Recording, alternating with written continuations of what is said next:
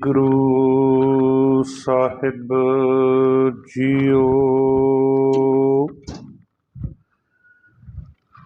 ਬਾਣੀ ਗੁਰੂ ਗੁਰੂ ਹੈ ਬਾਣੀ, ਵਿੱਚ ਬਾਣੀ ਅੰਮ੍ਰਿਤ ਸਾਰੇ।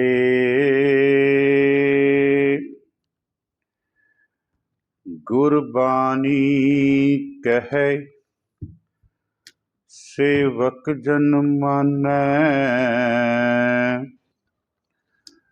ਪਰਤਖ ਗੁਰੂ ਨਿਸਤਾਰੇ।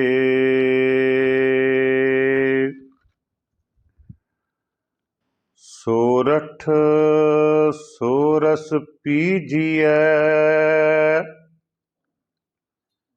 ਕਬਹੂ ਨਾ ਫੀਕਾ ਹੋਏ।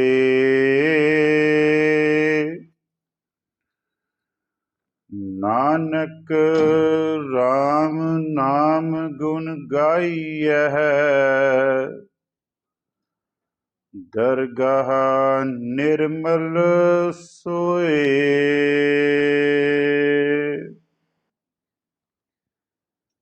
ਵਾਲੀਏ ਕੁਲ ਆਲਮ ਮੁਜਸਮੇ ਅਬੇ ਹਯਾਤ, ਬਾਣੀ ਦੇ ਬੋਹਿਤ ਸ਼ਬਦਾ ਅਵਤਾਰ ਧੰਨ ਧੰਨ ਗੁਰੂ ਗ੍ਰੰਥ ਸਾਹਿਬ ਜੀ ਮਹਾਰਾਜ, ਤਿਨਾਂ ਦੀ ਪਾਵਨ ਪਵਿੱਤਰ ਹਜ਼ੂਰੀ ਦੇ ਵਿੱਚ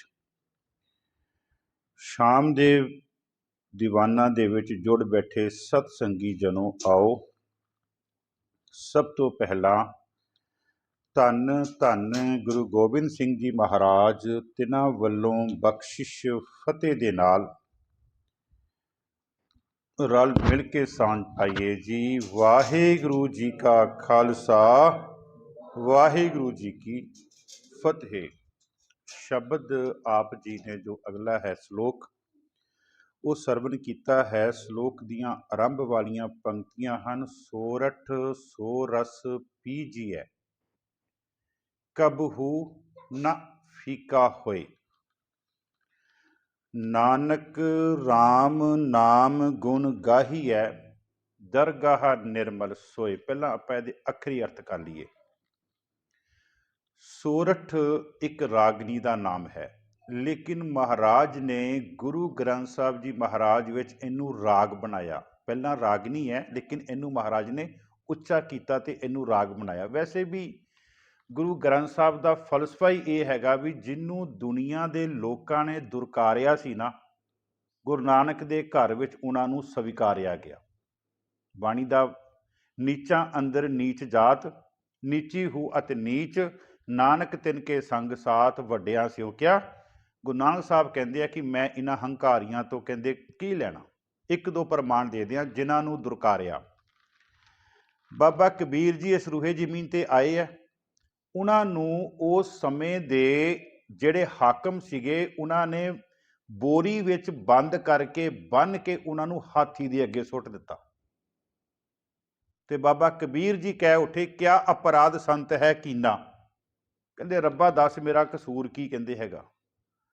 ਕਿਆ ਅਪਰਾਧ, ਇਹ ਉਹਨਾਂ ਦੀ ਪੁਕਾਰ ਸੀ ਰੱਬ ਦੇ ਅੱਗੇ। ਕਿਆ ਅਪਰਾਧ ਸੰਤ ਹੈ ਕੀਨਾ, ਬਾਂਧ ਪੋਟ ਕੁੰਚਰ ਕਉ ਦੀਨਾ। ਕੁੰਚਰ ਮੈਨੇ ਹਾਥੀ, ਕਹਿੰਦੇ ਬਾਂਧ ਪੋਟ ਮੇਰੀ ਪੋਟਲੀ ਬੰਨ੍ਹ ਕੇ ਤੇ ਮੈਨੂੰ ਹਾਥੀ ਅੱਗੇ ਕਹਿੰਦੇ ਸੁੱਟ ਦਿੱਤਾ। ਇਹ ਬਾਬਾ ਕਬੀਰ ਜੀ ਦੀ ਪੁਕਾਰ ਸੀਗੀ। ਦੂਸਰੀ ਪੁਕਾਰ ਸੀਗੀ ਭਗਤ ਨਾਮਦੇਵ ਜੀ ਦੀ। ਭਗਤ ਨਾਮਦੇਵ ਜੀ ਨੇ, ਤੁਸੀਂ ਕਦੀ ਨਾ ਜਦੋਂ ਹਜੂਰ ਸਾਹਿਬ ਜਾਂਦੇ ਹੋ ਨਾ, ਮਾਫ ਕਰਨਾ ਪਟਨਾ ਸਾਹਿਬ ਜਾਂਦੇ ਆਪਾਂ, ਜਦੋਂ ਉੱਥੋਂ ਅਸੀਂ ਜਾਂਦੇ ਹਾਂ ਨਰਸੀ ਬਾਮਨੀ, ਜਿੱਥੇ ਭਗਤ ਨਾਮਦੇਵ ਜੀ ਦਾ ਅਸਥਾਨ ਹੈ।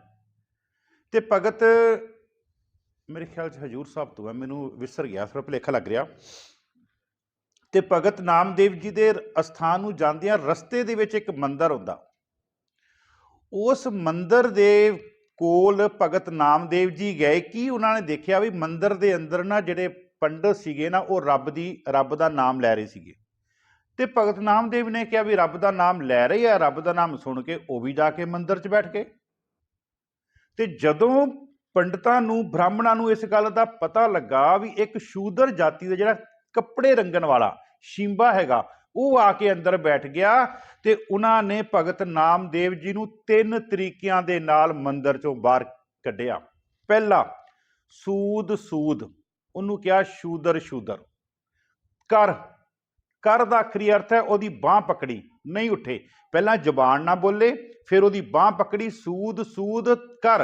तीसरा काम किया, मार उठायो, ਲੱਤਾਂ मार के ਉਹਨੂੰ बाहर कढ़िया, जो ਇਹਦੇ अर्थ विद्वाना ने किए। सूद सूद कर मार उठायो, तो हुण अगे कह रहा कहाँ करूँ बाप बीठुला, कहते रब्बा दस हुण मैं की करा। कहते ਇਹਦਾ मतलब कि रब ਦੇ अगे पुकार सीगी। फिर जो रब दे अगे पुकार सी ना, इन्हां सारियां दी पुकार भाई गुरदास जी कहते हैं सुनी पुकार दातार प्रभ, गुरु नानक जग माहे। ये पुकार सुन के गुरु नानक देव जी रूहे जमीन ते आए है।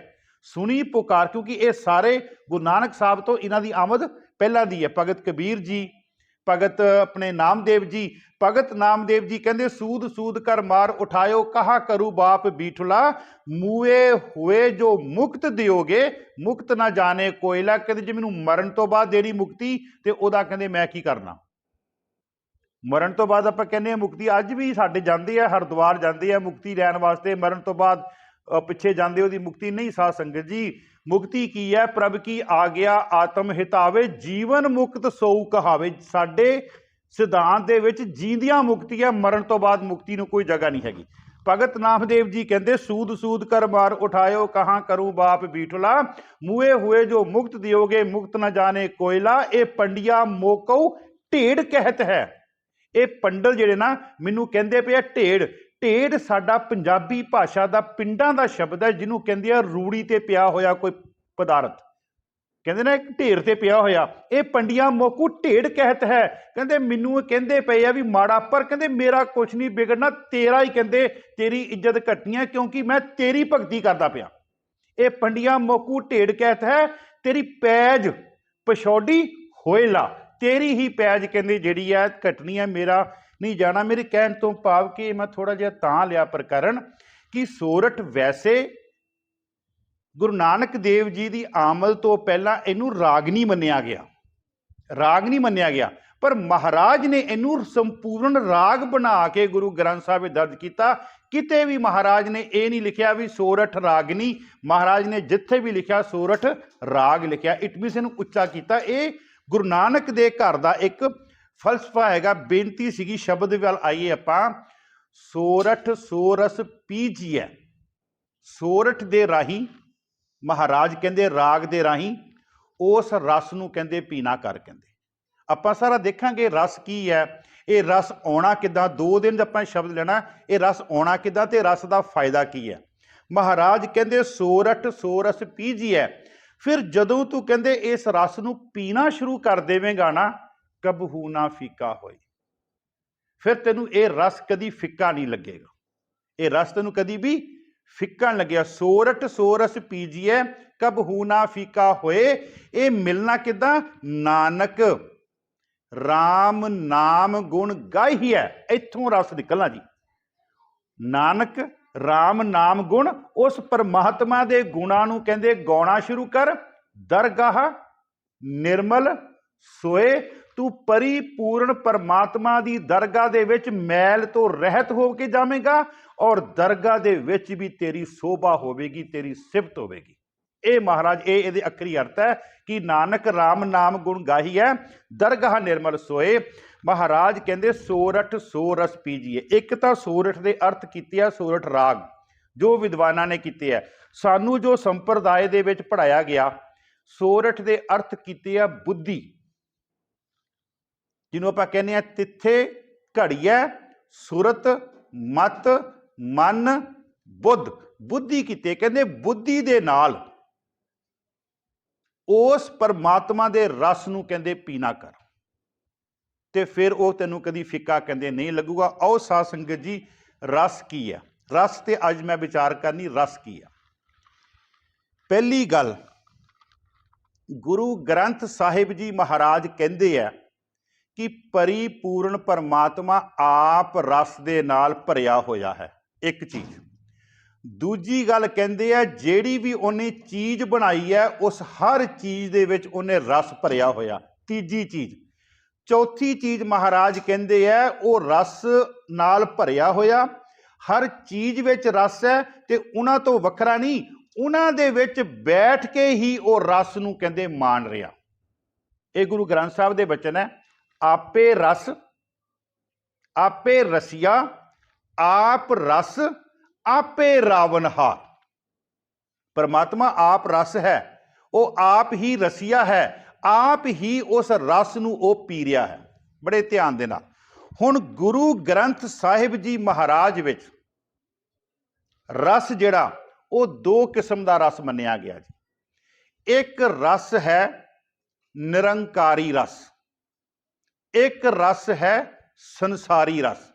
पहला आपां संसारी रस की विचार कर लीए, क्योंकि अज असी बहुतात संसार दे रसां दे विच असी गलतान होए हैं। मैं तुहानूं उदाहरण दिया, महाराज ना 9 रसां की गल करते हैं। इन्हां तो पहला आ जिहड़े साडे कंन ना, ये गुरु की गल सुनन तो छड्ड के लोकां दीयां चुगलियां ते निंदिया नूं ज़्यादा सुनना पसंद करदे। ये एक कन्नां दा रस, ये भी आपां सारा देखांगे गुरु ग्रंथ साहिब जी महाराज।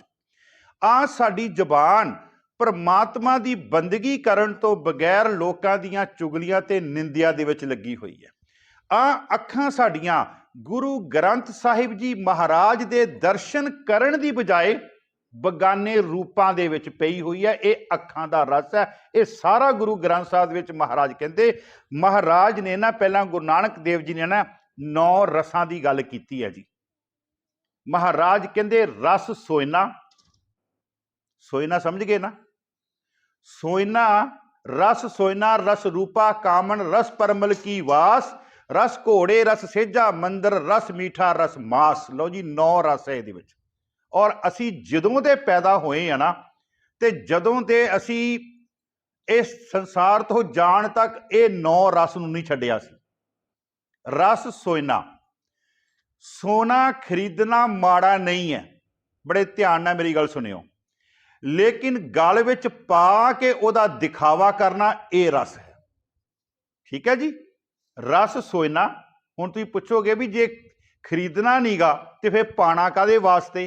पाना असी हैगा उहदे वास्ते, लेकिन असी जेकर कहो भी किसी नूं दिखावा करना इस चीज़ का, मेरे कोल आ मेरे कोल आ, महाराज कहंदे वो फिर एक रस है।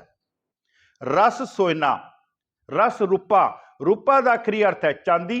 चांदी भी सिख कोल होनी चाहिए है, सिख अमीर होना चाहिए। ये जिहड़ी सोयना ते रूपा चांदी है, ये अमीरी दे गुण है। तो गुरु नानक देव जी तो इत्थों तक कहते हैं कि मेरा सिख पता किन्ना अमीर होवे, मोती ता मंदिर उसरै। ये अमीरे दी शब्द है। श्री राग का पहला शब्द गुरु नानक देव जी का, मोती ता मंदिर उसरै, रतनीता होए जड़ाऊं, कस्तूर कुंगू अगर चंदन लीप आवे चाओ, मत देख भूला विसरै, तेरा चित ना आवे। इन्हां नूं देख के मेरे सिखा किते भुल ना जावीं, इन्हां दे रसां विच ना किते तू पै जावीं। मत देख भूला विसरे, मत देख भूला विसरै, तेरा चित ना आवे। 3 चीज़ां जी, एक भुला, एक विसरे ते एक चेतना आवे नो। इन्हां थोड़ा जिहा एक्सप्लेन कर दईए। किसी नूं पुछिए अज नितनेम कीता, कहंदे यार भुल गया। कहंदे पहला काम जित्थों साडा बेड़ा गर्क होना शुरू हुंदा, मैं कट्टड़ शब्द वरतांगा, ये बिल्कुल असलीयत है। नितनेम कीता, कहंदे नहीं जी अज मैं भुल गया। मत देख भुला, भुल गया। भुलण की आदत इन्नी ज़्यादा बन जाती है कि उस तो बाद विसर गया। 10-10 दिन जी मैं 10 दिन तो विसरिया रहा, मैं बाणी नहीं पढ़ी। तो विसरे के बारे आपां कल भी गल की सी।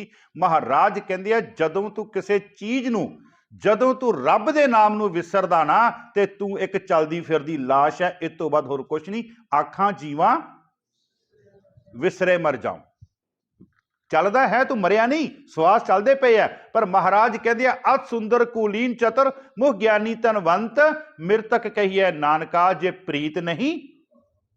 पहला भुलिया, दूसरा विसरिया। साध संगत जी अपने काम दे विच इन्ना रुझ गया कि उहदे चित्त चों ही परमात्मा निकल गया। मत देख भूला विसरै, तेरा चित्त ना आवे, चित्त ना आवे, चित्त चो ही निकल गया। हुण काम दे विच रुझ गया, सारा धंधियां च रुझ गया, उहदे चित्त दे विचों परमात्मा जिहड़ा वो विसर गया। मैं बेनती कर रहा सीगा, रस सोयना रस रूपा। तीसरा जी रस की है जी, मेरिया धीआं बैठियां, पर मैनू गुरु ग्रंथ साहब के अर्थ करने पैणगे। तीजा है कामन। कामन का आखिरी अर्थ है औरत। इत्थे महाराज ने किहड़ी औरत की गल कीती है? ਉਹ औरत ਜਿਹੜੀ अपने घर तो छड्ड के बगाने घर च बैठी है, ਉਹਦੇ ਵੱਲ देखदा, ਉਹਦੀ चाहत रखदा, ते महाराज कहंदे तू रस विच अजे तक। मेरी गल समझ गए? रस सोयना रस रूपा कामन रस परमल की वास। परमल की वास आ जड़ियां सुगंधत पदार्थ तू शरीर ते ला के उन्ना, इनू महाराज ने रस कहा वै। सुगंधियां ला के उन्ना, कहंदे तू आरियां दीवान दे विच तेरी इन्नी सुगंधी लाई हुई है, उन्हां दे नाल नाम जपण वालियां दी बिरती खिंड गई है जदों उन्हां नू स्मैल आई है। रस सोयना रस रूपा कामन रस परमल की वास। रस घोड़े, उस समय सीगे घोड़े ते हुण है गड्डियां। उस समय सफर करने वास्ते की सीगे? घोड़े सीगे, हुण गड्डियां। गड्डी वड्डी तो वड्डी महंगी तो महंगी लैनी है, महाराज कहंदे ये रस विच तू पिया होया। कहंदे जदों पता वै कि मेरी गड्डी ते 5 सीटां, मैं गुरुद्वारे आ जाना, रिश्तेदारां दे चला जाना, ते महाराज कहंदे ओहदे नाल सार लै, क्यों तू पैसा खराब करदा पिया? जे तेरे अंदर ये चाहत है कि हर साल मैं घोड़ा अपना बदला, हर 2 साल बाद बदला, ते महाराज कहंदे तू रस विच पिया होया। रस सोयना रस रूपा कामन रस परमल की वास। 4 हो गए। 5वां हो गया रस घोड़े। रस सेजा। सेजा का आखिरी अर्थ है, मैं जी इत्थे नहीं सौ सकता, मेरे वास्ते ते पलंग होना चाहिए जिते 1.5 फुट मैं उपर नूं छाला मारा। सेजा, रस सेजा, महंगा तो महंगा पलंग होवे। महाराज कहंदे जदों पता वै कि तू मंजे ते सौ सकदा। एक ना असी विचार कर रहे सीगे, फ्रांस गोरियां दे तुसी किते घर देखियो, गोरियां दे बैडरूम छोटे होणगे ते उन्हां दी जिहड़ी गार्डन है वो वड्डा होवेगा उन्हां दे घर दे विच। पुछया गया क्यों? कहंदे बैडरूम की करना, रात नूं आके सौना ही है, पार्क वड्डी चाहीदी है, पार्क वड्डी चाहीदी जिथे सैर करके इस सेहत नूं मजबूत कीता जावे। ते साडा उल्ट काम है, साडा बैडरूम जी बहुत वड्डा होवे, ये होवे वो होवे। खैर महाराज कहंदे रस सोयना रस रूपा कामन रस परमल की वास। रस घोड़े रस सेजा। मंदिर, मंदिर का आखिरी अर्थ है तेरा घर। मेरा जी 3 कमरियां दे नाल नहीं सरदा जी, इत्थे मास्टर बैडरूम है नहीं जी, आ है नहीं ओ है नहीं, मैं ते 4-6 कमरियां वाला जिहड़ा बैडरूम है, जिहड़े फ्लैट है वो लवांगा। महाराज कहंदे है कि तू ये काम ना कर, ये सारा रस है। ते अगे महाराज कहंदे रस मीठा रस मास। मास नूं रस मन्निया मैं, मास नूं रस मन्निया मैं। मास ते थोड़ा जिहा अपने आप जी नाल एक्सप्लेन करांगा। मास नूं महाराज ने रस मन्निया, ते अगे महाराज कहंदे इत्ते रस शरीर के तेरा भला हो जे, इन्ने रस लाए होए है। कैकट नाम निवास, नाम नहीं होना कहंदे। इत्ते रस शरीर के, ये गुरु नानक देव जी महाराज का वचन है। कहंदे इत्ते रस शरीर के कैकट नाम। माफ करना साध संगत जी, असी जदों जाने आ ना किते, ते जिथे ते यंग बच्चे हुंदे आ, उन्हां दा पहला सवाल, पता नहीं मैनूं किन्नी वारी सवाल कीता, बाबा जी मांस खाना चाहिए जां नहीं खाना चाहिए? मैं उन्होंने कई बारी कहा, यार तू मैनूं आ क्यों नहीं पूछया कि बाणी किन्नी पढ़नी चाहिए है? इहदा मतलब कि तेरा अंदर ते उस रस विच ही पिया होया। देखो कुदरती गल है, जो जी होए, जो तेरे अंदर है वो तेरी जुबान ते आवेगा। जो जी होए सो उगवे, मुंह का कया वाओ। जो तेरे अंदर है ना, असी रिश्तेदारी की गल कर लीए, कई बार असी की करते हैं, 2-4 साल बाद किसी नाल साडी लड़ाई हो जाती है ना, वो लड़ाई उदों नहीं हुंदी साध संगत जी, वो अंदर जहर हौली हौली पैदा हो रहा वै। जदों वो भर गया पूरा, फिर असी उहदे ते पूरा ब्लास्ट हो गया साडा। जो जी होए सो उगवे। हुण माचिस की तीली है, माचिस की तीली दे अगे मसाला लगा, मसाले विच अग है, लेकिन जदों तुसीं उहदे नाल क्रिया करदे हो ते उहदे चों अग निकलदी है, क्योंकि अग उहदे विच पहलां दी है, परंतु सिर्फ एक लोड़ सी बाहरों क्रिया करन दी, बाहरों चुआती लाउण दी, वो चुआती ने जिहड़ी सी अग उहदे अंदर मचा दित्ती है। ਜੋ ਜੀ ਹੋਏ ਉਹਦੇ ਅੰਦਰ ਅੱਗ ਪਹਿਲਾਂ ਦੀ ਹੈ, ਉਹ ਮਸਾਲਾ ਅੱਗ ਦਾ ਹੀ ਰੂਪ ਹੈ। ਮਹਾਰਾਜ ਕਹਿੰਦੇ, ਮੇਰੀ ਬੇਨਤੀ ਕਰ ਰਿਹਾ ਸੀਗਾ ਕਿ ਆਹ ਸਵਾਲ ਸਾਨੂੰ ਕੀਤੇ ਜਾਂਦੇ ਆ, ਤੇ ਮੈਂ ਉੱਥੇ ਵੀ ਕਹਿਣਾ ਹੁੰਨਾ, ਬਾਬਾ ਕਬੀਰ ਜੀ ਦਾ ਇੱਕ ਬਚਨ ਲੈ ਲਓ, ਕਬੀਰ ਭਾਂਗ ਮਛਲੀ ਸੂਰਾ ਪਾਨ, ਸੂਰਾ ਮੈਨੇ ਸ਼ਰਾਬ, ਪਾਨ ਮੈਨੇ ਪਾਨ ਜਿਹੜਾ ਖਾਂਦੇ ਆ, ਭਾਂਗ ਤੇ ਮਛਲੀ ਮਾਸ ਹੋ ਗਿਆ। ਕਬੀਰ ਭਾਂਗ ਮਛਲੀ ਸੂਰਾ ਪਾਨ, ਜੋ ਜੋ ਪ੍ਰਾਣੀ ਖਾਹੇ, ਤੀਰਥ ਬਰਤ ਨੇਮ ਕੀਏ, ਸਬੇ ਰਸਾਤਲ ਜਾਏ। ਰਸਾਤਲ ਦਾ ਅੱਖਰ ਪਤਾ ਕੀ ਹੈ? ਧਰਤੀ ਤੇ ਟੋਆ ਕੱਢਿਆ, ਉਸ ਟੋਏ ਵਿੱਚ ਪਾ ਦਿੱਤੇ, ਜੋ ਕੁਛ ਤੂੰ ਤੀਰਥ ਬਰਤ ਨੇਮ, ਜੋ ਕੁਛ ਤੂੰ ਆਇਆ ਗੁਰਦੁਆਰੇ ਮਾਫ ਕਰਨਾ। ਜੇ ਅਸੀਂ ਗੁਰਦੁਆਰਾ ਮੱਥਾ ਟੇਕਿਆ ਵੀ ਹੈ, ਐਤਵਾਰ ਦਾ ਦੀਵਾਨ ਵੀ ਲਾਇਆ, ਤੇ ਸ਼ਾਮ ਨੂੰ ਘਰ ਵਾਲੀ ਕੋ ਰਸੋਈ ਵਿੱਚ ਸਟੀਲ ਦੇ ਗਲਾਸ ਵਿੱਚ ਪਾ ਕੇ ਕਹਿਤਾ ਮੈਨੂੰ ਥੋੜੀ ਜਿਹੀ ਪਾ ਦੇ, ਤੇ ਜੋ ਤੇਰਾ ਗੁਰਦੁਆਰੇ ਗਿਆ, ਮੈਂ ਨਹੀਂ ਕਹਿੰਦਾ, ਬਾਬਾ ਕਬੀਰ ਜੀ ਕਹਿੰਦੇ ਆ, ਸਬੇ ਰਸਾਤਲ ਜਾਏ, ਉਹ ਸਾਰੇ ਤੇਰੇ ਕੰਮ ਖਤਮ ਹੋ ਗਏ। ਮਹਾਰਾਜ ਕਹਿੰਦੇ ਆ, ਰਸ ਹੋਏ ਨਾ ਰਸ ਰੂਪਾ ਕਾਮਣ, ਰਸ ਪਰਮਲ ਕੀ ਵਾਸ, ਰਸ ਘੋੜੇ ਰਸ ਸੇਜਾ ਮੰਦਰ, ਰਸ ਮੀਠਾ ਰਸ ਮਾਸ, ਇਤੇ ਰਸ ਸਰੀਰ ਕੇ ਨਹੀਂ ਆਉਣਾ ਨਾਮ ਤੇਰੇ ਅੰਦਰ। ਕੈਕਟ ਨਾਮ ਨਿਵਾਸ, ਤੇਰਾ ਤੇ ਖਿਆਲ ਰਸਾਂ ਦੇ ਵਿੱਚ ਹੀ ਹੈ। ਇਹਨਾਂ ਰਸਾਂ ਨੂੰ ਜਿੰਨੀ ਦੇਰ ਤੱਕ ਨਹੀਂ ਛੱਡੇਗਾ, ਓਨੀ ਦੇਰ ਤੱਕ ਤੇਰੀ ਜਿਹੜੀ ਖੇਡ ਹੈ ਨਾ, ਉਹ ਮਹਾਰਾਜ ਕਹਿੰਦੇ ਆ, ਉਹ ਨਹੀਂ ਉਹ ਬਣਨੀ। ਅੱਗੇ ਚਲੀਏ ਆਪਾਂ।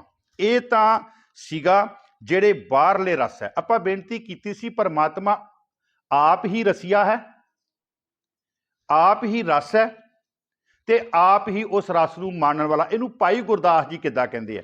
ਭਾਈ ਗੁਰਦਾਸ ਜੀ ਕਹਿੰਦੇ ਆ, ਆਪੇ ਭੁੱਖਾ ਹੋਏ ਕੈ, ਆਪ ਹੀ ਆਪਣੇ ਆਪ ਨੂੰ ਕਹਿੰਦੇ ਭੁੱਖ ਲੱਗੀ ਹੈ, ਤੇ ਰਸੋਈ ਦਾ ਦਰਵਾਜ਼ਾ ਖੋਲ ਕੇ ਉਹ 'ਚ ਪਹੁੰਚ ਗਿਆ। ਸਾਡੀਆਂ ਧੀਆਂ ਭੈਣਾਂ ਇਦਾਂ ਹੀ ਕਰਦੀਆਂ, ਭੁੱਖ ਲੱਗੀ ਹੁੰਦੀ ਆ, ਉਹ ਐਕਚੁਅਲੀ ਪਰਮਾਤਮਾ ਹੀ ਭੇਜ ਰਿਹਾ ਤੁਹਾਨੂੰ ਉੱਥੇ। ਆਪੇ ਭੁੱਖਾ ਹੋਏ ਕੈ ਆਪੇ ਜਾਏ ਰਸੋਈ, ਆਪੇ ਰਸੋਈ ਵਿੱਚ ਚਲ ਗਿਆ, ਕਿਉਂਕਿ ਆਪੇ ਰਸੀਆ ਆਪ ਰਸ, ਆਪੇ ਰਾਵਣ ਹਾਰ। ਭਾਈ ਗੁਰਦਾਸ ਜੀ ਕਹਿੰਦੇ, ਆਪੇ ਭੁੱਖਾ ਹੋਏ ਕੈ ਆਪੇ ਜਾਏ ਰਸੋਈ, ਭੋਜਨ ਆਪ ਬਣਾਈਦਾ। ਉਹ ਭੋਜਨ ਮੇਰੀ ਧੀ ਨਹੀਂ ਤਿਆਰ ਕਰ ਰਹੀ, ਮੇਰੀ ਭੈਣ ਨਹੀਂ ਕਰ ਰਹੀ, ਉਹ ਪਰਮਾਤਮਾ ਆਪ ਕਰ ਰਿਹਾ, ਕਿਉਂਕਿ ਉਹਨੂੰ ਭੁੱਖ ਲੱਗੀ ਹੋਈ ਹੈ। ਭਾਈ ਗੁਰਦਾਸ ਜੀ ਕਹਿ ਰਹੇ ਆ, ਆਪੇ। ਹੁਣ ਕਿਤੇ ਭੋਜਨ ਦੂਜਾ ਨਾ ਲੈ ਜਾਓ ਵੀ ਭਾਈ ਸਾਹਿਬ ਨੇ ਕਹਿਤਾ ਭੋਜਨ, ਤੇ ਉਹ ਭੋਜਨ ਨਹੀਂ ਹੈਗਾ। ਭੋਜਨ ਉਹ ਹੋਇਆ ਜਿਹੜਾ ਗੁਰੂ ਰਾਮਦਾਸ ਦੇ ਦਰਬਾਰ 'ਚ ਬਣਦਾ, ਬਸ ਮੁੱਕ ਦੀ ਗੱਲ। ਭੋਜਨ ਉਹ ਹੈ ਸਿੱਖ ਵਾਸਤੇ ਜਿਹੜਾ ਗੁਰੂ ਰਾਮਦਾਸ ਦੇ ਦਰਬਾਰ 'ਚ ਬਣਦਾ, ਉਹ ਭੋਜਨ ਦੀ ਗੱਲ ਕਰ ਰਿਹਾ। ਭੋਜਨ ਆਪ ਬਣਾਇਂਦਾ, ਰਸ ਵਿੱਚ ਰਸ ਗੋਈ। ਫਿਰ ਨਹੀਂ ਸਵਾਦ ਲੱਗਾ ਤੇ ਉਹ 'ਚ ਹੋਰ ਪਦਾਰਥ ਪਾਉਂਦਾ ਵੀ ਹਲੇ ਗੱਲ ਬਣੀ ਨਹੀਂ, ਇਹਨੂੰ ਹੋਰ ਥੋੜਾ ਰਸੀਲਾ ਕੀਤਾ ਜਾਵੇ। ਮਹਾਰਾਜ ਕਹਿੰਦੇ ਆ, ਆਪੇ ਖਾਏ ਸਲਾਇਕ ਹੈ, ਆਪੇ ਹੀ ਉਹਨੂੰ ਖਾਂਦਾ ਤੇ ਆਪੇ ਉਹਦੀ ਸਲਾਹਣਾ ਕਰਦਾ। ਤ੍ਰਿਪਤ ਸਮੋਈ ਹੋਏ, ਤ੍ਰਿਪਤ ਸਮੋਈ, ਫਿਰ ਉਹ ਤੋਂ ਕਹਿੰਦੇ ਆਪਣੀ ਲੈਂਦਾ ਹੈਗਾ ਤ੍ਰਿਪਤੀ।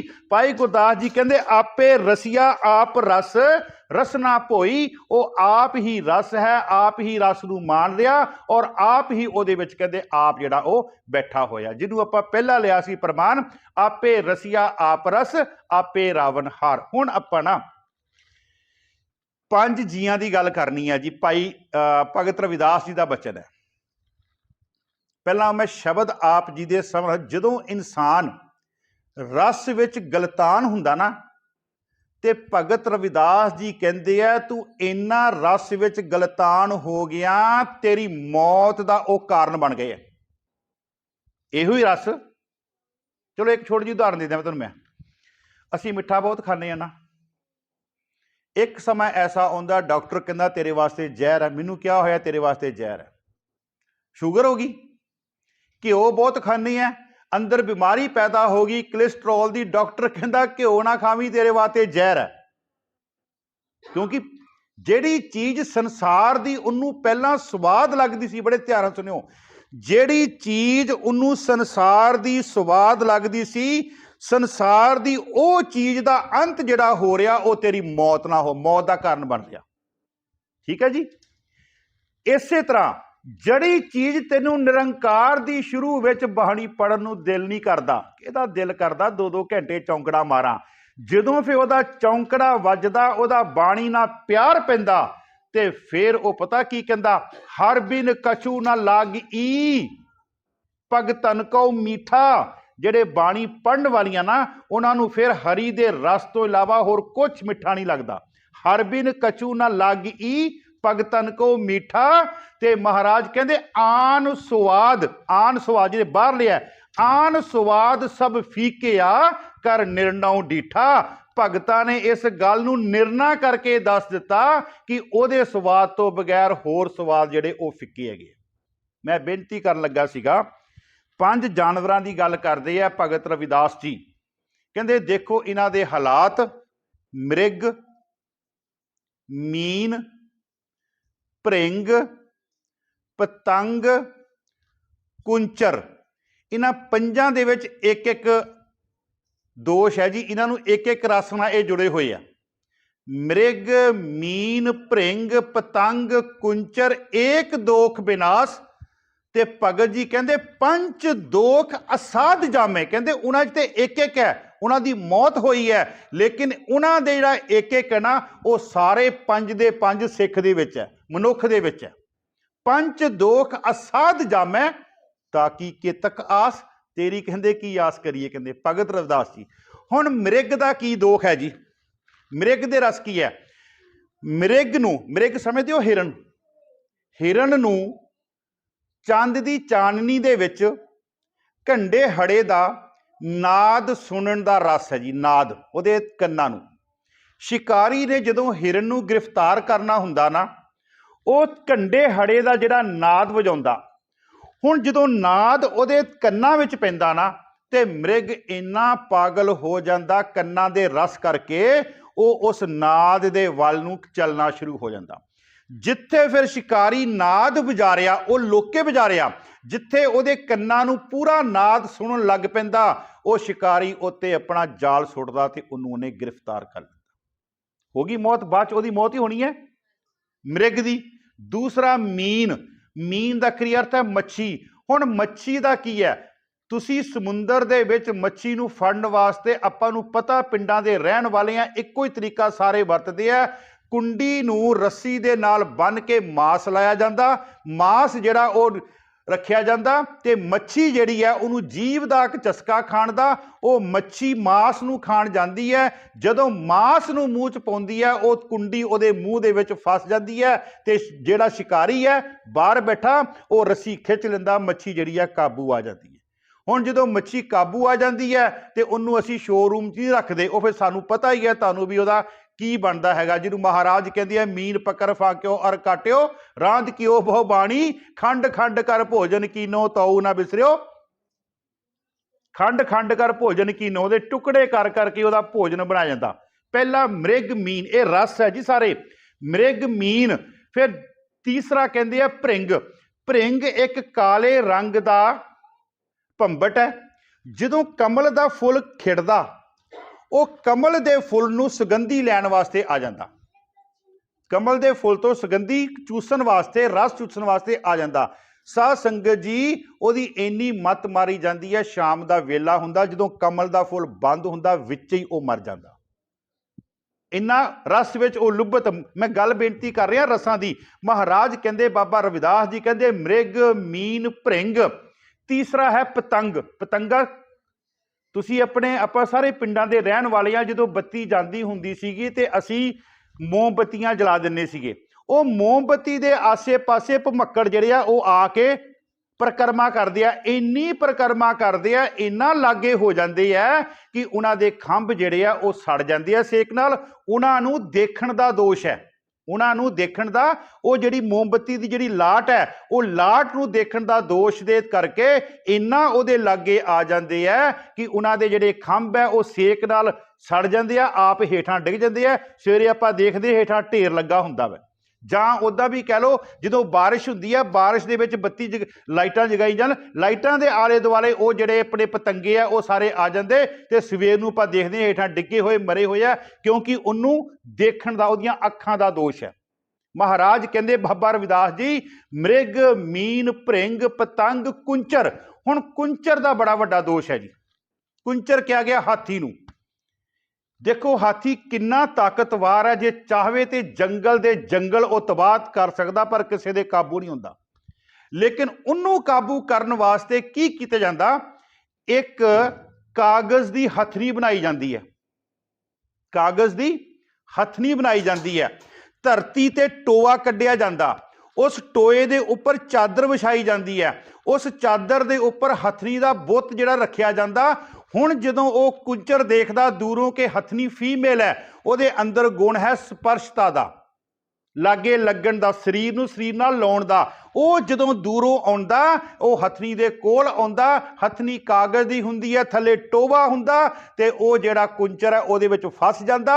ਉਹ 'ਚ ਜਦੋਂ ਡਿੱਗ ਜਾਂਦਾ, ਮਾਫ ਕਰਨਾ, ਤੇ ਜਿਹੜਾ ਸ਼ਿਕਾਰੀ ਹੈ, ਮੁਹਾਵਤ ਹੈ, ਉਹ ਉਹਨੂੰ ਕਾਬੂ ਕਰ ਲੈਂਦਾ, ਤੇ ਫਿਰ ਸਾਰੀ ਉਮਰ ਉਹਨੂੰ ਆਪਣੀ ਮਰਜ਼ੀ ਦੇ ਨਾਲ ਉਹ ਚਲਾਉਂਦਾ। ਮਹਾਰਾਜ ਬਾਬਾ ਰਵਿਦਾਸ ਜੀ ਕਹਿੰਦੇ ਆ, ਮ੍ਰਿਗ ਮੀਨ ਭ੍ਰਿੰਗ ਪਤੰਗ ਕੁੰਚਰ ਏਕ ਦੋਖ ਵਿਨਾਸ਼।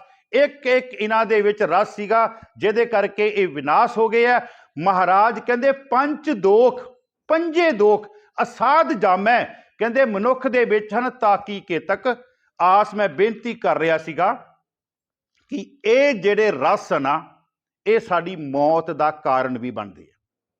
ਇਹ ਗੁਰੂ ਗ੍ਰੰਥ ਸਾਹਿਬ ਦਾ ਬਚਨ ਹੈ। ਮਹਾਰਾਜ ਕਹਿੰਦੇ ਪੰਜੇ ਦੋਫੇ ਮਾਰ, ਕਹਿੰਦੇ ਮਾਧੋ ਅਵਿਦਿਆ ਵਿਵੇਕ ਬੁੱਧ ਮਲੀਨ। ਜਿਹੜੀ ਤੇਰੀ ਵਿਵੇਕ ਬੁੱਧ ਸੀ ਨਾ, ਉਹ ਕਹਿੰਦੇ ਮੈਲੀ ਹੋ ਗਈ ਹੈ, ਜਿਹਦੇ ਕਰਕੇ ਕਹਿੰਦੇ ਇਹ ਪੰਜੇ ਦੋਖ ਜਿਹੜੇ ਆ ਉਹ ਤੇਰੇ ਵਿੱਚ ਆ ਗਏ ਆ। ਅੱਗੇ ਚਲੀਏ ਆਪਾਂ, ਹੁਣ ਆਪਾਂ ਅਧਿਆਤਮਕ ਤੌਰ ਤੇ ਜਿਹੜੇ ਰਸ ਹੈ ਉਹਨਾਂ ਦੀ ਗੱਲ ਕਰੀਏ, ਫਿਰ ਆਪਾਂ ਕੱਲ ਦੇ ਵਿਚਾਰ ਦੇ ਵਿੱਚ ਇਹਨੂੰ ਆਪਾਂ ਹੋਰ ਖੋਲਾਂਗੇ। ਮਹਾਰਾਜ ਕਹਿੰਦੇ ਆ, ਸਭ ਰਸ ਮਿੱਠੇ ਮੰਨਿਆ। ਸਭ ਰਸ ਮਿੱਠੇ, ਇਹ ਖੁਰਾਕ ਹੈ ਤੇਰੀ ਆਤਮਾ ਦੀ। ਇੱਕ ਖੁਰਾਕ ਹੈ ਸਾਡੇ ਸਰੀਰ ਦੀ, ਇੱਕ ਖੁਰਾਕ ਹੈ ਸਾਡੀ ਆਤਮਾ ਦੀ। ਮਹਾਰਾਜ ਕਹਿੰਦੇ ਆ, ਜਿਹੜੀ ਤੇਰੇ ਸਰੀਰ ਦੀ ਖੁਰਾਕ ਹੈ ਉਹ ਤਾਂ ਤੂੰ ਖਾ ਲੈਣੀ ਹੈ। ਆ ਮੈਂ ਤੈਨੂੰ ਕਹਿੰਦੇ ਹੁਣ ਉਹ ਰਸ ਦਿਆਂ ਜਿਹੜੇ ਰਸ ਤੇਰੀ ਆਤਮਾ ਦੇ ਵਾਸਤੇ ਜ਼ਰੂਰੀ ਹੈ। ਉਹ ਰਸ ਕੀ ਹੈ? ਸਭ ਰਸ ਮਿੱਠੇ ਮੰਨਿਆ, ਮਿੱਠੇ ਮੰਨਿਆ।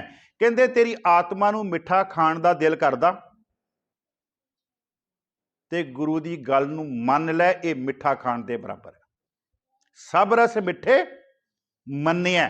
ਹੁਣ ਅੱਗੇ ਕੀ ਹੈ? ਸੁਣਿਆ ਸਾਲੋਣੇ। ਸਾਲੋਣੇ ਦਾ ਆਖਰੀ ਅਰਥ ਹੈ ਲੂਣ ਵਾਲੀਆਂ ਚੀਜ਼ਾਂ। ਆ ਮਟਰੀ ਮੁਟਰੀ ਭੁਜੀਆ ਭੁਜੀਆ ਲੂਣ ਵਾਲੀ ਚੀਜ਼ਾਂ। ਮਹਾਰਾਜ ਕਹਿੰਦੇ ਜੇ ਇਹ ਖਾਣ ਨੂੰ ਦਿਲ ਕਰਦਾ ਨਾ, ਤੇ ਆਪਣੇ ਕੰਨਾਂ ਦੇ ਨਾਲ ਗੁਰੂ ਦੀ ਬਾਣੀ ਸੁਣ, ਤੇਰੀ ਇਹ ਆਤਮਾ ਦੀ ਖੁਰਾਕ ਪੂਰੀ ਹੋ ਜਾਏਗੀ। ਦੇਖੋ ਇਹ ਸਾਡੀ ਖੁਰਾਕ ਹੈ। ਸਭ ਰਸ ਮਿੱਠੇ ਮੰਨਿਆ। ਅਸੀਂ ਗੁਰੂ ਦੀ ਗੱਲ ਨੂੰ ਮੰਨਣਾ ਵੀ ਹੈ, ਅਸੀਂ ਗੁਰੂ ਦੀ ਗੱਲ ਨੂੰ ਸੁਣਨਾ ਵੀ ਹੈ, ਕਿਉਂਕਿ ਮਹਾਰਾਜ ਕਹਿੰਦੇ ਹੈ ਸੁਣਿਆ ਮੰਨਿਆ ਮਨ ਕੀਤਾ। ਮਨ ਕੀਤਾ ਸੁਣਿਆ ਦੀਆਂ ਇਸੇ ਲਈ ਮਹਾਰਾਜ ਨੇ 4 ਪੌੜੀਆਂ, ਮੰਨਿਆ ਦੀਆਂ ਮਹਾਰਾਜ ਨੇ ਇਸੇ ਲਈ 4 ਪੌੜੀਆਂ। ਗੁਰੂ ਗ੍ਰੰਥ ਆਪਣੇ ਜਪਜੀ ਸਾਹਿਬ ਦੇ ਵਿੱਚ ਮਹਾਰਾਜ ਕਹਿੰਦੇ ਆ, ਸਭ ਰਸ ਮਿੱਠੇ ਮੰਨਿਆ ਸੁਣਿਆ ਸਾਲੋਣੇ। ਅੱਗੇ ਜੀ ਖੱਟ ਤੁਰਸੀ। ਆ ਮੇਰੀਆਂ ਭੈਣਾਂ ਨੂੰ ਬੜਾ ਖੱਟੀਆਂ ਚੀਜ਼ਾਂ ਖਾਣ ਦਾ ਸ਼ੌਂਕ ਹੈ, ਕਦੀ ਗੋਲ ਗੱਪੇ ਖਾ ਲਏ, ਕਦੀ ਟਿੱਕੀਆਂ ਖਾ ਲਈਆਂ। ਮਹਾਰਾਜ ਕਹਿੰਦੇ ਖੱਟ ਤੁਰਸੀ। ਹੱਸਣਾ ਨਹੀਂ ਹੈਗਾ, ਗੁਰੂ ਗ੍ਰੰਥ ਸਾਹਿਬ ਦੇ ਇਹੋ ਹੀ ਅਰਥ ਕੀਤੇ ਆ, ਮੈਂ ਆਪਣੇ ਕੋਲ ਅਰਥ ਨਹੀਂ ਕਰ ਰਿਹਾ। ਖੱਟ ਤੁਰਸੀ ਕਹਿੰਦੇ ਜੇ ਖੱਟੀਆਂ ਚੀਜ਼ਾਂ ਖਾਣ ਨੂੰ ਦਿਲ ਕਰਦਾ ਨਾ ਤੇਰਾ, ਤੇ ਜਪਜੀ ਸਾਹਿਬ ਦਾ ਗੁਟਕਾ ਫੜ ਕੇ ਮੇਰੀ ਧੀਏ ਮੇਰੀ ਪੁੱਤ ਬਹਿ ਜਾ। ਉਹ ਜਿਹੜਾ ਜਪਜੀ ਸਾਹਿਬ ਦਾ ਤੂੰ ਪਾਠ ਕਰ ਰਿਹਾ ਨਾ, ਉਹ ਤੇਰੀ ਆਤਮਾ ਦੀ ਖੱਟੀ ਚੀਜ਼ ਖਾਣ ਦੇ ਬਰਾਬਰ ਹੈ। ਖੱਟ ਤੁਰਸੀ ਮੁਖ ਬੋਲਣਾ। ਮੁਖ ਬੋਲਣਾ, ਮੁਖ ਤੋਂ ਗੁਰੂ ਗ੍ਰੰਥ ਸਾਹਿਬ ਦਾ ਪਾਠ ਕਰਨਾ ਸ਼ੁਰੂ ਕਰ ਦੇ, ਇਹ ਤੇਰੀ ਖੱਟੀ ਚੀਜ਼ ਆਤਮਾ ਦੀ ਖੁਰਾਕ ਹੋ ਜਾਏਗੀ। ਸਭ ਰਸ ਮਿੱਠੇ ਮੰਨਿਆ ਸੁਣਿਆ ਸਾਲੋਣੇ। ਖੱਟ ਤੁਰਸੀ ਮੁਖ ਬੋਲਣਾ। ਅੱਗੇ ਜੀ ਮਾਰਨ ਨਾਦ ਕੀਏ। ਮਾਰਨ ਦਾ ਆਖਰੀ ਅਰਥ ਹੈ ਮਸਾਲੇ ਵਾਲੀਆਂ ਚੀਜ਼ਾਂ। ਮਸਾਲੇ ਵਾਲੀਆਂ ਚੀਜ਼ਾਂ ਅਸੀਂ ਵੀ ਬਣਾਉਂਦੇ ਹਾਂ ਘਰ 'ਚ, ਮਸਾਲਾ ਮਸੂਲਾ ਪਾ ਕੇ। ਮਹਾਰਾਜ ਕਹਿੰਦੇ ਜੇ ਤੇਰੀ ਆਤਮਾ ਨੂੰ ਇਸ ਚੀਜ਼ ਦੀ ਲੋੜ ਹੈ ਨਾ, ਮਾਰਨ ਨਾਦ ਕੀਏ, ਤੇ ਏਦਾਂ ਕਰ, ਕਿਸੇ ਰਾਗੀ ਨੂੰ ਕਹਿ ਮੈਨੂੰ 4 ਸ਼ਬਦ ਸੁਣਾ ਪੁੱਤ, ਮੈਂ ਸ਼ਬਦ ਸੁਣਨਾ ਚਾਹੁੰਦਾ। ਨਾਦ ਮੈਨੇ ਗੁਰੂ ਦਾ ਸ਼ਬਦ, ਗੁਰੂ ਦਾ ਕੀਰਤਨ। ਮਾਰਨ ਨਾਦ ਕੀਏ। ਫਿਰ ਮਹਾਰਾਜ ਕਹਿੰਦੇ 36 ਅੰਮ੍ਰਿਤ। 36 ਹੀ ਅੰਮ੍ਰਿਤ, 36 ਪ੍ਰਕਾਰ ਦੇ ਭੋਜਨ ਖਾਣ ਨੂੰ ਦਿਲ ਕਰਦਾ। ਅਸੀਂ ਪੜ੍ਹ ਜੇ ਪ੍ਰਸਾਦ 36 ਹੀ ਅੰਮ੍ਰਿਤ ਖਾਏ, ਉੱਥੇ ਅੰਮ੍ਰਿਤ ਦਾ ਆਖਰੀ ਅਰਥ ਹੈ 36 ਕਿਸਮ ਦੇ ਭੋਜਨ। ਸੁਖਮਨੀ ਸਾਹਿਬ ਦੇ ਵਿੱਚ ਮਹਾਰਾਜ ਕਹਿੰਦੇ ਆ 36 ਅੰਮ੍ਰਿਤ ਭਾਉ ਏਕ ਜਾ ਕਉ ਨਦਰ ਕਰੇ। ਅੱਗੇ ਫਿਰ ਮਹਾਰਾਜ ਕਹਿੰਦੇ ਬਾਬਾ ਹੋਰ ਖਾਣਾ ਖੁਸ਼ੀ ਖੁਵਾਰ, ਜਿਤ ਖਾਦੇ ਤਨ ਪੀੜੀਐ ਮਨ ਮੈਂ ਚਲੇ। ਮਨ ਮੈਂ ਚਲੇ ਜਿਤ ਖਾਦੇ ਤਨ ਪੀੜੀਐ। ਜਿਹੜੀ ਖੁਰਾਕ ਖਾਣ ਦੇ ਨਾਲ ਤੇਰੇ ਸਰੀਰ ਨੂੰ ਤਕਲੀਫ ਹੋਵੇਗੀ, ਉਹ ਚੀਜ਼ਾਂ ਨਾ ਖਾਈ ਮੇਰੇ ਪੁੱਤ। ਜਿਤ ਖਾਦੇ ਤਨ ਪੀੜੀਐ ਮਨ ਮਹਿ ਚਲੇ ਵਿਕਾਰ ਬਾਬਾ ਹੋਰ ਖਾਣਾ। ਮਹਾਰਾਜ ਮੈਂ ਬੇਨਤੀ ਕਰ ਰਿਹਾ ਸੀਗਾ, ਇੱਕ ਖੁਰਾਕ ਹੈ ਸਾਡੇ ਸਰੀਰ ਦੀ, ਇੱਕ ਖੁਰਾਕ ਹੈ ਸਾਡੇ ਆਤਮਾ ਦੀ। ਮਹਾਰਾਜ ਕਹਿੰਦੇ ਜਦੋਂ ਆਤਮਾ ਦੀ ਖੁਰਾਕ ਸ਼ਬਦ ਫੇਰ ਸਭ ਰਸ ਮਿੱਠੇ ਮੰਨਿਆ ਸੁਣਿਆ ਸਾ ਲੋਣੇ ਖਟ ਤੁਰਸੀ ਮੁਖ ਬੋਲਣਾ ਮਾਰਨ ਨਾਦ ਕੀਏ ਛੱਤੀ ਹੀ ਅੰਮ੍ਰਿਤ ਪਾਓ ਏਕ ਜਾ ਕਉ ਨਦਰ ਕਰੇ। ਜਾ ਕਉ ਨਦਰ ਕਰੇ 36 ਕਿਸਮ ਦੇ ਭੋਜਨ ਖਾਣ ਨੂੰ ਦਿਲ ਕਰਦਾ ਨਾ, ਇੱਕ ਨਾਲ ਆਪਣਾ ਪਿਆਰ ਪਾਲਾ ਕਹਿੰਦੇ, ਇੱਕ ਦੇ ਨਾਲ ਆਪਣਾ ਪਾਓ ਏਕ, ਉਹਦੇ ਨਾਲ ਆਪਣਾ ਪਿਆਰ ਪਾ, ਜਿਹਨੂੰ ਮਹਾਰਾਜ ਕਹਿੰਦੇ ਆ ਜਪੋ ਤਾਂ ਏਕੋ ਨਾਮਾ ਅਵਰ ਨਿਰਾਫਲ ਕਾਮਾ। ਸਾਹਿਬ ਮੇਰਾ ਏਕੋ ਹੈ। ਦੇਖੋ ਸਾਧ ਸੰਗਤ ਜੀ, ਬਿਲਕੁਲ ਗੱਲ ਕਲੀਅਰ ਕੱਟ ਹੈ। ਮੈਂ ਸਿਰਫ ਜਿਹੜੀ ਇਹ ਵਿਚਾਰ ਕਰ ਰਿਹਾ ਇਹ ਉਹਨਾਂ ਵਾਸਤੇ ਕਰ ਰਿਹਾ ਜਿਨ੍ਹਾਂ ਦੇ ਨਾਂ ਦੇ ਪਿੱਛੇ ਸਿੰਘ ਲੱਗਾ ਤੇ ਕੌਰ ਲੱਗਾ, ਇੱਕ ਗੱਲ। ਦੂਸਰੀ ਗੱਲ ਉਹਨਾਂ ਵਾਸਤੇ ਵਿਚਾਰ ਹੋ ਰਹੀ ਹੈ ਜਿਹੜੇ ਗੁਰੂ ਗ੍ਰੰਥ ਸਾਹਿਬ ਨੂੰ ਆਪਣਾ ਇਸ਼ਟ ਮੰਨਦੇ ਆ, ਕਿਉਂਕਿ ਸਨਾਤਨ ਮੱਤ ਵਿੱਚ ਕੀ ਚੱਲਦਾ ਸਾਨੂੰ ਉਹਦੇ ਬਾਰੇ ਨਹੀਂ, ਪਰ ਸਿੱਖ ਨੂੰ ਇੱਕੋ ਹੀ ਹੁਕਮ ਹੈ, ਸਾਹਿਬ ਮੇਰਾ ਏਕੋ ਹੈ। ਏਕੋ ਹੈ ਭਾਈ, ਇੱਕ ਤੋਂ ਬਗੈਰ ਸਿੱਖ ਨੇ। ਇਸੇ ਲਈ ਮਹਾਰਾਜ ਕਹਿੰਦੇ ਜਪੋ ਤਾਂ ਏਕੋ ਨਾਮਾ ਅਵਰ ਨਿਰਾਫਲ ਕਾਮਾ। ਅਵਰ ਨਿਰਾਫਲ ਕਾਮਾ, ਇਹਦੇ ਤੋਂ ਬਗੈਰ ਜਿੰਨੇ ਤੂੰ ਕੰਮ ਕਰਦਾ ਨਾ ਉਹ ਤੇਰੇ ਪਰਮਾਤਮਾ ਦੀ ਦਰਗਾਹ ਦੇ ਵਿੱਚ ਜਿਹੜੇ ਆ ਉਹ ਨਹੀਂ ਹੋਣੇ। ਮਹਾਰਾਜ ਫਰਮਾਉਂਦੇ ਕਹਿੰਦੇ ਉਹ ਜਿਹੜਾ ਪਰਿਪੂਰਨ ਪਰਮਾਤਮਾ ਨਾ ਕਹਿੰਦੇ, ਉਹ ਕਹਿੰਦੇ ਆਪ ਹੀ ਰਸ ਹੈ, ਆਪੇ ਹੀ ਰਸੀਆ ਹੈ, ਆਪ ਹੀ ਰਸ ਨੂੰ ਮਾਨਣ ਵਾਲਾ ਹੈ। ਮਹਾਰਾਜ ਕਹਿੰਦੇ ਸੋਰਠ ਸੋਰਸ ਪੀਜੀਐ ਕਬਹੂ ਨਾ ਫੀਕਾ ਹੋਏ। ਇੱਕ ਥੋੜਾ ਜਿਹਾ ਮੇਰਾ ਸਮਾਂ ਹੈਗਾ 10 ਮਿੰਟ ਦਾ, ਮੈਂ ਇਹਨੂੰ ਖੋਲ ਦਿਆਂ। ਕਬਹੂ ਨਾ ਫੀਕਾ ਹੋਏ, ਬੜੇ ਧਿਆਨ ਦੇ ਨਾਲ। ਬਾਬਾ ਫਰੀਦ ਜੀ ਨੇ, ਬਾਬਾ ਫਰੀਦ ਜੀ ਦੀ ਮਾਤਾ ਜੀ ਨੇ, ਬਾਬਾ ਫਰੀਦ ਜੀ ਦੀ ਉਮਰ ਛੋਟੀ ਹੈ, ਉਹਨੂੰ ਕਿਹਾ ਪੁੱਤ ਤੂੰ ਨਮਾਜ਼ ਪੜ੍ਹਿਆ ਕਰ। ਤੇ ਆਪਾਂ ਉਦੋਂ ਸ਼ਾਇਦ ਪਹਿਲੇ ਦਿਨ ਗੱਲ ਕੀਤੀ ਸੀ ਨਾ ਭਗਤ ਪੂਰਨ ਸਿੰਘ ਜੀ ਦੀ। ਮੇਰੀਆਂ ਧੀਆਂ ਜਿਹੜੀਆਂ ਬੈਠੀਆਂ ਸੁਣੋ ਗੱਲ, ਦੇਖੋ ਉਹਨਾਂ ਦੀ ਮਹਿਤਾਬ ਕੌਰ ਨੇ ਕਿੰਨੇ ਦੁੱਖ ਝੱਲੇ ਆ, ਕਿੰਨੇ ਦੁੱਖ ਝੱਲੇ ਆ। ਤੇ ਅੱਜ ਹਰ ਸਿੱਖ ਸ਼ਰਧਾ ਦੇ ਨਾਲ ਉਹਦੇ ਪੁੱਤਰ ਨੂੰ ਡੰਡੌਤ ਬੰਧਨ ਕਰਦਾ ਪਿਆ। ਭਗਤ ਪੂਰਨ ਨੇ ਸਿੱਖ ਕੌਮ ਦਾ ਨਾਂ ਉੱਚਾ ਕੀਤਾ। ਦੇਖੋ ਜੀ, ਤੁਹਾਨੂੰ ਜਿਸ ਦਰਖਤ ਦੇ ਫਲ ਤੁਸੀਂ ਮਿੱਠੇ ਲੈਣਾ ਚਾਹੁੰਦੇ ਹੋ ਨਾ, ਉਹਦੀਆਂ ਸਾਧ ਸੰਗਤ ਜੀ ਜੜ੍ਹਾਂ ਹਮੇਸ਼ਾ ਕੌੜੀਆਂ ਹੁੰਦੀਆਂ।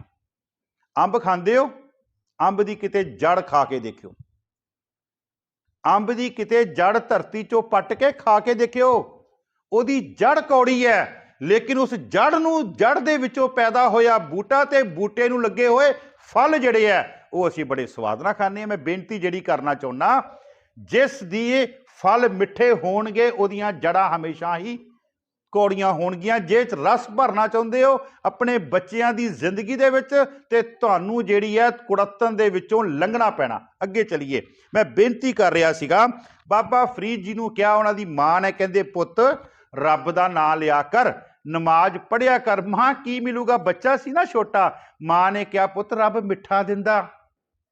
ਠੀਕ ਹੈ, ਮਾਂ ਸ਼ਰੀਫ ਸੀਗਾ, ਬੈਠਣ ਲੱਗ ਪਿਆ ਸ਼ਾਮ ਨੂੰ। ਮਾਂ ਨੇ ਕੀ ਕਰਨਾ, ਜਦੋਂ ਨਮਾਜ਼ ਵਿੱਚ ਬੈਠਣਾ, ਪਰਮਾਤਮਾ ਦੀ ਬੰਦਗੀ ਵਿੱਚ ਬੈਠਣਾ, ਤੇ ਮਾਂ ਨੇ ਉਹਦਾ ਮੁਸੱਲਾ ਚੱਕਣਾ। ਮੁਸੱਲਾ ਸਮਝਦੇ ਹੋ ਨਾ, ਮੁਸਲਮਾਨ ਧਰਮ ਦੇ ਵਿੱਚ ਮੁਸੱਲਾ ਉਹਨੂੰ ਕਹਿੰਦੇ ਆ ਜਿਹਦੇ ਤੇ ਬੈਠ ਕੇ ਉਹ ਨਮਾਜ਼ ਪੜ੍ਹਦੇ ਆ, ਉਹਨੂੰ ਮੁਸੱਲਾ ਕਹਿੰਦੇ ਆ। ਤੇ ਬਾਬਾ ਫਰੀਦ ਜੀ ਨੇ ਇਹ ਸ਼ਬਦ ਆਪਣੇ ਸ਼ਲੋਕਾਂ ਦੇ ਵਿੱਚ ਵੀ ਵਰਤਿਆ ਹੈ, ਕੰਨ ਮੁਸੱਲਾ ਸੂਫ ਗਲ। ਕੰਨ ਮੁਸੱਲਾ, ਇੱਥੇ ਮੈਂ ਕਹਿੰਦੇ ਮੁਸੱਲਾ ਰੱਖਿਆ ਸੂਫ ਗਲ, ਤੇ ਸੂਫ ਦਾ ਕਹਿੰਦੇ ਮੈਂ ਜਿਹੜਾ ਸੂਫੀਆਂ ਵਾਲਾ ਕਹਿੰਦੇ ਮੈਂ ਬਾਣਾ ਪਾਇਆ ਹੋਇਆ। ਮਹਾਰਾਜ ਕਹਿੰਦੇ ਮੈਂ ਬੇਨਤੀ ਕਰ ਰਿਹਾ, ਮਾਂ ਕਹਿੰਦੀ ਆ ਪੁੱਤ ਰੱਬ ਮਿੱਠਾ ਦਿਆ ਕਰੇਗਾ, ਤੇ ਰੱਬ ਨੇ, ਮਾਂ ਨੇ ਚੋਰੀ ਦਾਣੀ ਪਿੱਛੋਂ ਮਿੱਠਾ ਰੱਖ ਦੇਣਾ, ਗੁੜ ਰੱਖ ਦੇਣਾ। ਤੇ ਉੱਠ ਕੇ ਤੇ ਜਦੋਂ ਫਰੀਦ ਨੇ ਉੱਠਣਾ, ਬੱਚਾ ਸੀਗਾ, ਜਦੋਂ ਦੇਖਣਾ ਮਾਂ ਨੇ ਕਹਿਣਾ ਆਹ ਦੇਖ ਪੁੱਤ ਰੱਬ ਨੇ ਮਿੱਠਾ ਭੇਜਤਾ, ਉਹ ਜੀ ਖਾ ਲੈਣਾ। ਸਮਾਂ ਆਪਣੀ ਚਾਲ ਨਾਲ ਚੱਲਦਾ ਗਿਆ। ਅੱਜ ਫਰੀਦ ਉੱਠੇ ਆ, ਮੁਸੱਲਾ ਨਹੀਂ ਦੇਖਿਆ। ਮਾਂ ਨੇ ਕਿਹਾ ਪੁੱਤ ਮੁਸੱਲਾ ਨਹੀਂ ਦੇਖਿਆ, ਮਿੱਠਾ ਨਹੀਂ ਦੇਖਿਆ। ਅੱਜ ਫਰੀਦ ਕਹਿੰਦੇ ਆ ਮਾਂ ਸ਼ੱਕਰ ਖੰਡ ਨਿਵਾਤ ਗੁੜ ਮਾਖਿਓ ਮਾਝਾ ਦੁੱਧ ਸਭੇ ਵਸਤੂ ਮਿੱਠੀਆਂ ਰੱਬ ਨਾ ਪੁੱਜਣ।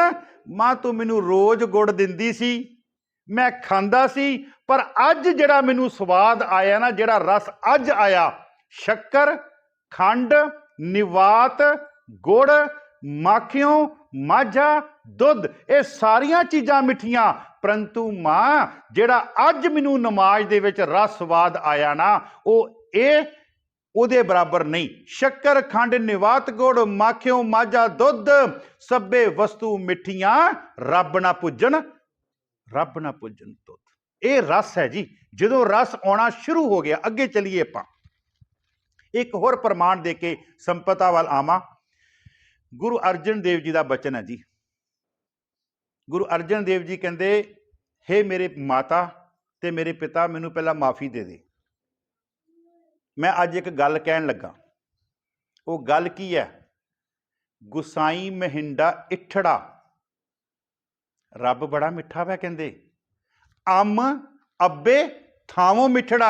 मां तेरे नालों ते पिता गुरु रामदास तेरे नालों भी ज़्यादा स्वाद रब विच आया मैनू। ये गुरु अर्जन देव जी कह रहे हैं। गुरु अर्जन देव जी कहते हैं, गुसाई महिंडा इठड़ा अम अब्बे थावों मिठड़ा। अम अम्मा ते अब मैंने अब्बा। उन्हों का फारसी में शब्द है गुसाई महिंडा इठड़ा अम अब्बे थामो मिठड़ा। मैं जिहड़ी बेनती की सीगी हर बिन कछू ना लाग ई, उत्थे लियावां मैं, फिर आप संपदा करिए। हर बिन कछू ना लाग ई भगतन को मीठा। जिहड़े भगत बंदगी करते हैं उन्होंने फिर जिहड़ा परमात्मा का रस है ना, शुरू विच हर एक नूं ये एक अलूनी सिल है जी, जिहदा कोई स्वाद नहीं हैगा। अलूनी जे च लून नहीं हैगा, पत्थर चटा दी आप कहांगे यार च ना लून है ना मसाला, ਇਹਦਾ की फायदा? ये वो चीज़ है, अलूनी सिल है शुरू में। जदों फिर आप इनू चटना शुरू करते हैं, ये नाल जुड़ना शुरू करते हैं, ये चो रस जिहड़ा आउंदा फिर महाराज बख्शिश करते हैं। फिर उत्थे गुरु ग्रंथ साहब जी कहते, हर बिन कछू ना लाग ई भगतन को मीठा। आन स्वाद सब फीके आन स्वाद सब फीके कर निर्णव डीठा। मैं कहते ये गल निर्णा करके कह रहा कि ये तो इलावा सारे स्वाद जिहड़े वो फिक्के आ। कल आपां अगला जिहड़ा इहदा पंक्ति है, नानक राम नाम गुण गाहिए। राम नाम गुण गाहिए, उस परमात्मा के नाम दरगाह निर्मल सोए। फिर तू परमात्मा की दरगाह दे विच मैल तो रहत और तेरी उत्थे शोभा होवेगी। इन्नियां को बेनतियां प्रवान करनियां, हुईयां भुल्लां चुकां खिमा करनियां। वाहिगुरु जी का खालसा वाहिगुरु जी की फतेह। राम कली महला तीजा। आनंद एक ओंकार।